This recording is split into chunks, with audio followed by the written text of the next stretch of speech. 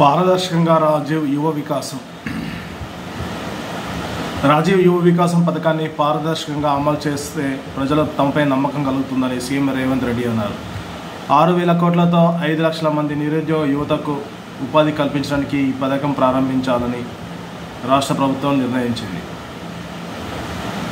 అయితే 5 లక్షల మంది ఉపాధి కల్పన లక్ష్యంగా ఈ పథకం యొక్క ముఖ్య ఉద్దేశం జూన్ 2వ తారీఖున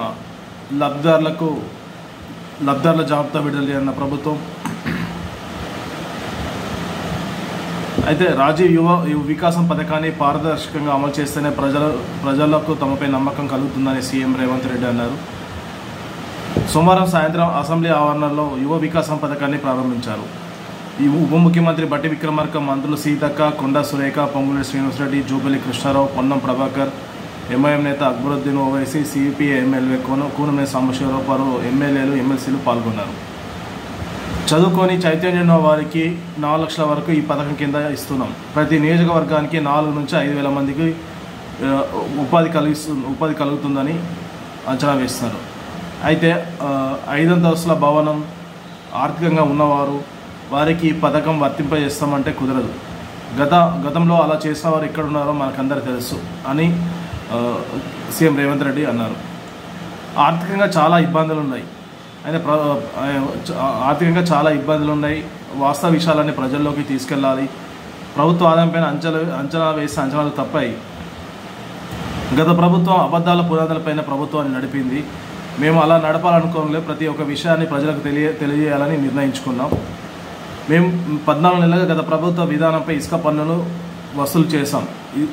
గత నెల రోజులుగా నేను గట్టిగా దృష్టి పెడితే రోజుకు 1.5 కోట్ల నుంచి 3 కోట్ల వరకు పన్ను రూపంలో వస్తుంది. రాష్ట్రం పన్నుల వసూల్లో 88%తో దేశంలోనే తెలంగాణ అగ్రస్థానంలో ఉంది. మహారాష్ట్ర 2వ స్థానంలో ఉంది. ప్రధాని సొంత రాష్ట్రం 5 లేదా 7వ స్థానంలో ఉన్నట్టు తెలుస్తుంది. రాష్ట్రంలో సింథటిక్ డ్రగ్స్, కొకైన్ ఎక్కువయ్యాయి. తెలంగాణ సమాజాన్ని ఇవి భయపెడుతున్నాయి. రాష్ట్రం వేగంగా పంజాబ్ లాగా మారిపోతుందని ఆందోళన వ్యక్తం చేశారు. యువతకు ఉద్యోగం, ఉపాధి లేకపోయేసరికి యువత మత్తుకు బానిస అవుతుందనేసి ఆయన అన్నారు. రాజీవ్ యువ వికాసాన్ని సద్వినియోగం చేసుకొని తెలంగాణకు $1 ట్రిలియన్ ఆర్థిక వ్యవస్థను అభివృద్ధి చేసేందుకు అందరూ సహకరించాలని ఐటీఐఎల్లో అడ్వాన్స్డ్ శిక్షణ కేంద్రాలు ప్రారంభించాం. వీటిలో శిక్షణ పొందిన వారికి యువ వికాసంలో ప్రాధాన్యం ఇవ్వాలి. ముస్లిం మైనార్టీలకు వారి వాటా మేరకు పథకాల్లో సముచిత న్యాయం చేస్తాం.